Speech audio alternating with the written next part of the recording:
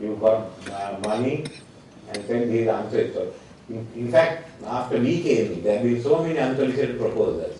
But we brought unsolicited proposals to an end, and we followed the 19 other in both the Equality and the Sri Lankan Airways to look at the Sri Lankan Airways going to Sri Lanka. So what do we do? The third one is democratization, expanding democracy. I must say that in the amendment to the Constitution. That's got in the amendment. Then we have a 20th amendment on hand, which relates to the electoral system we are agreed on the basic principle. But the parties differ on how the details of a mixed proportional system. We will place it in Parliament and let them decide if they want to support it or not. Someone opposes it. I feel they do so. As a electoral list, as a minority government, we are dependent on the opposition. Therefore, the stability of the opposition, when the opposition indicated they won't call for vote. Then the people will get the chance of going for elections and choosing a parliament of their choice. But I will give your thought to it. Some will say, oh, yeah, thinking of this, then we have not yet won the election.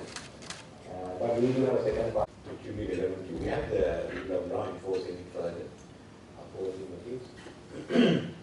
This is how do we get there? As we have said, we need a highly competitive.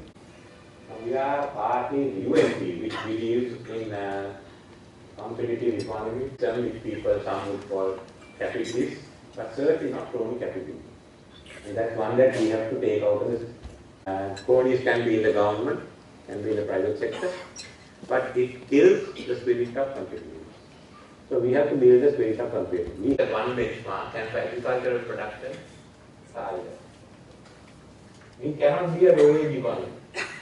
The low in India, the wages will be lower than us. My phone going around the last 2 years, they say in today's terms, minimum 30,000 to 40,000 rupees. Maybe more. Aspirations. We have to have emphasize more on manufacturing, on the IT. We cannot run on a concrete bubble. And we can't just be sending people out to serve as domestic housemaid to improve our balance to earn money. We have to go out and compete. And we have to create the million jobs. How many goes on our O levels and E levels? 1% of those who sit for the exams get into university.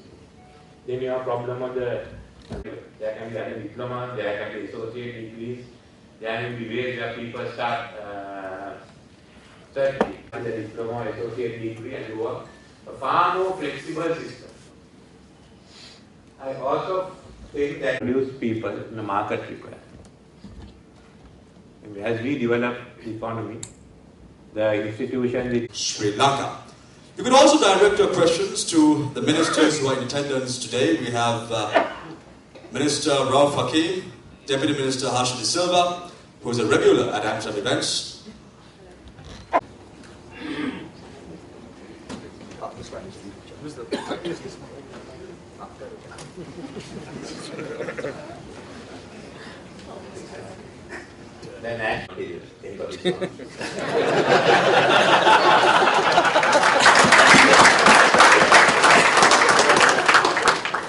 Questions to the Prime Minister. This question is not relevant to the event. I want to ask what can she do for us? Okay.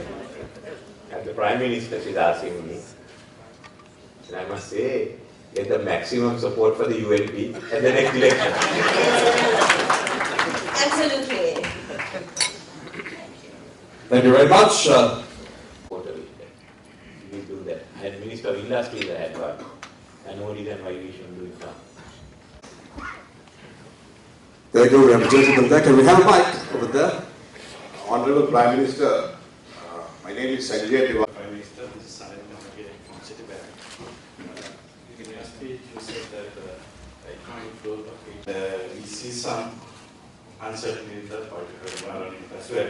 So do you think that we can grow at that pace? Lack of apartments, we can actually count somewhere around 2,500 apartments in terms of luxury apartments coming over. And that's in no way a very high figure for a capital city, even if we take any of the countries around. Because that's not a huge number.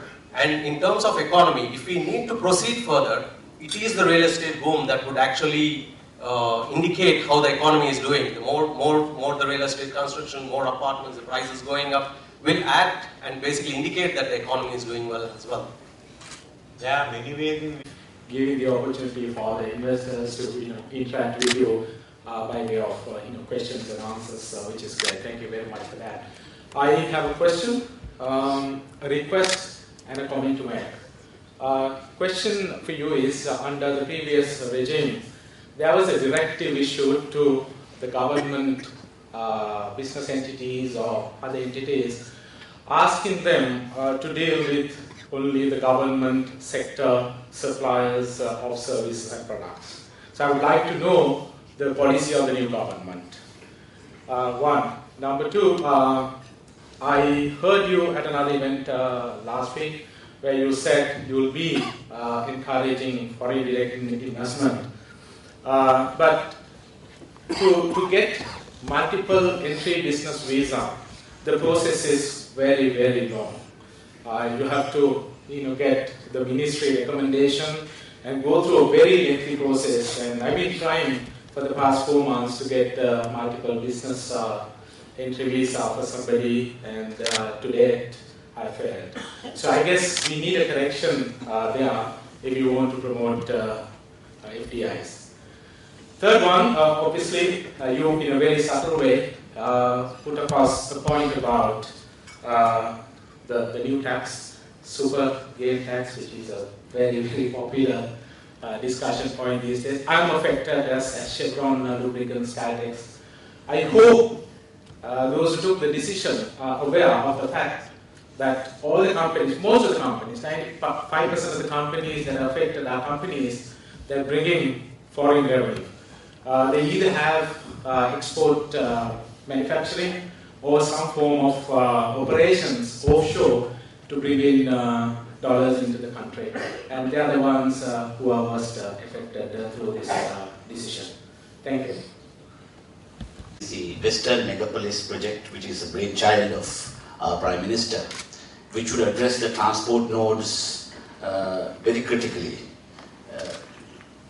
And on the urban development sector, definitely as far as the public-private investment model that was followed by the earlier government, there were certain flaws, there were transparency issues.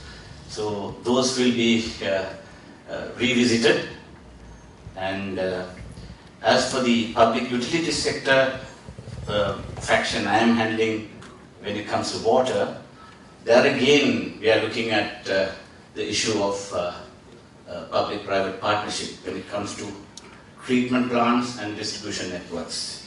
The water board will, perhaps in the future, will only be handling distribution. We might ask the private sector to handle treatment of water. Thank you. Thank you very much. Well, right now, the Akurigada project is under investigation because there's been a lot of malpractice, especially in obtaining materials for the building. What we know right now is that the cabinet approval was given for a 20 billion project, but from the estimates for the first phase only, they have informed us that it has now most probably they are looking at a number of 42 billion. That's just the first phase. So by the time the third phase is done, it might be over 50 billion.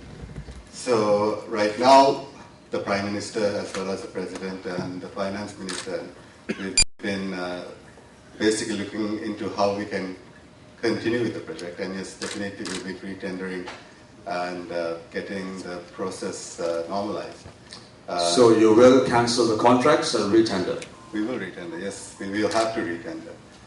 Because from how the project was done is it was very ad hoc. I think one person, well, former defense secretary, has just basically, just ad hocly given people to supply materials without a proper tender procedure. So yes, we will be retendering it. Opportunities for the business community. Debt ceiling to $600 billion, rupees, on the 22nd of November 2012, and we needed to be flexible. It's only a treasury management exercise. We needed to be able to have a mix of instruments so that we can take advantage of the lower yields at the short end of the market. We could have retired some of the high-cost debt at the longer end. And it was a mere exercise of public debt management treasury. So the opposition tried to paint a picture that we didn't have money to pay salaries, and therefore we needed to get $400 billion loan. That was complete bunker. It's nothing like that. The entire requirement for this month is only $130 billion, of which we have collected all but $19 billion more. Now that we don't have private placements, that had a number of issues that I don't want to get into. We now have a very transparent public auction system. So we don't have a tap so that we can, at any day, any time, issue bonds or paper. So without the tap, we have to go to the market. And the market auction happens once a week. So we needed some flexibility. All what the government was trying to do was to get some flexibility so we can better manage the public debt and bring down the burden on the middle class of this country who pays taxes to pay for the large projects that have been undertaken without money. What's going on now? Dr. Silva, hold on a second. Ruan just mentioned how money has been spent without appropriate approvals. The Honorable Prime Minister said that the Minister of Finance just told us that he has $672 billion that needs to be paid. Bills are made for projects that don't have proper approval. So we need to borrow, and when we borrow, we need to borrow at the lowest possible cost to the people. And that's all that we were trying to do. So there's absolutely no loss to the government, the loss is for the people. So the opposition, or the section of the opposition, went against the people. So they have to answer to the people, not us. CSR programs can be directed to my ministry. Yes, it's a brand new ministry and it takes much effort to get the ministry off the ground. There are 3 subjects under my purview. One is the Early Childhood Development Program. Number 2 is the Probation Department is under me.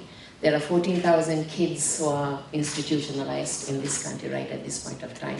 And there are more than 600 kids who are overstaying in these institutions. So we need to look at them being resettled and taking them back to their guardians. And the most important thing is child protection. The Child Protection Department comes under, the authority comes under me as well. There's much work to be done with regards to protection, with regards to kids. Talking about early childhood development, I don't want to go into a lengthy speech, but 1 in every 5th child is born underweight in this country. And we are in the process of eradicating low birth weight right at this point of time. And as a result of that, His Excellency the President, the Honorable President, has pledged a 20,000 rupee nutritional package for every pregnant mother. And the Prime Minister very closely has been guiding us in how to do it. I must thank the Finance Minister for granting me 3 months of finances to start off the project, and we have already launched the project in the 4th month of pregnancy. Every pregnant mother in this country would get a 2,000 rupee nutritional package. And this will continue for 10 months after a birth, whilst breastfeeding as well. Now, parallel to this program, it is absolutely important for us to take note that we need to educate the public on nutrition and substitute nutrition as well. So I have got funds for 3 months as far as the pregnant mother's nutritional package, but to do the parallel program with regards to nutrition, I need your support, and I'm looking at all of you. Maybe you can divert some of your CSR funding to this cause, because this is a much needed cause. I have so many people coming on board. I've got the World Bank right now looking at the early childhood development program with regards to preschools, preschool teachers, and the Honorable Prime Minister is at this point looking at a national policy for early childhood, because today's children are tomorrow's future, and this is your future we are talking about.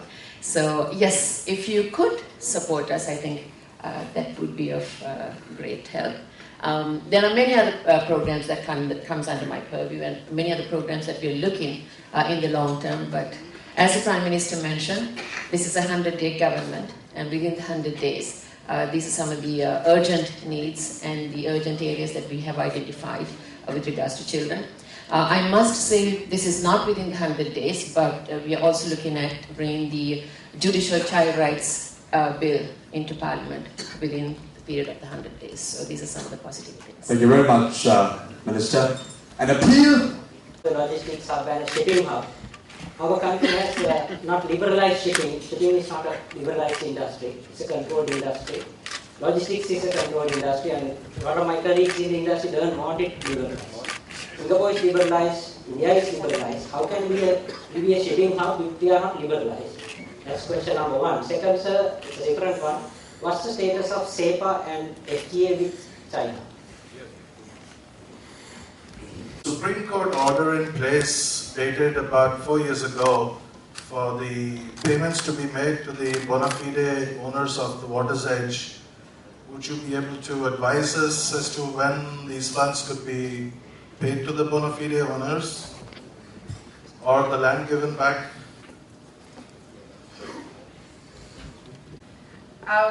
There is a law in effect that, and I'm currently in this situation, where land has been acquired and there is no recourse for a landowner. This land, it's a draconian piece of legislation, and I was wondering whether the UDA would be re-looking at these laws. Thank you. Enacted by a previous UNP regime.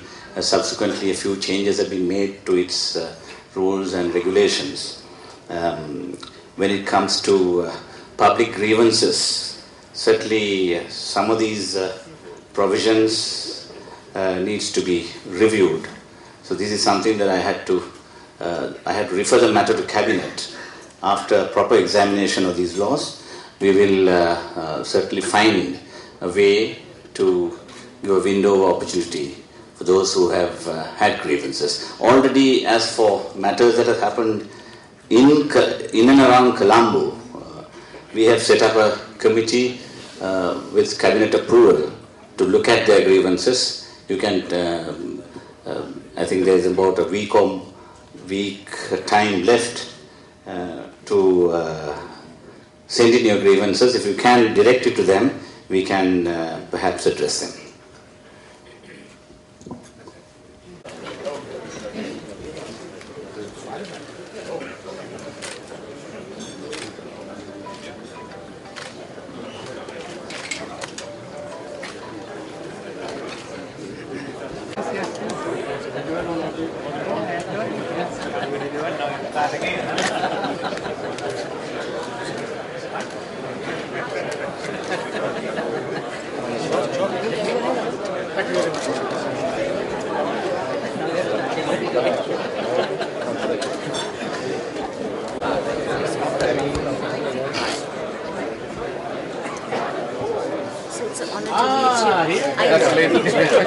Okay.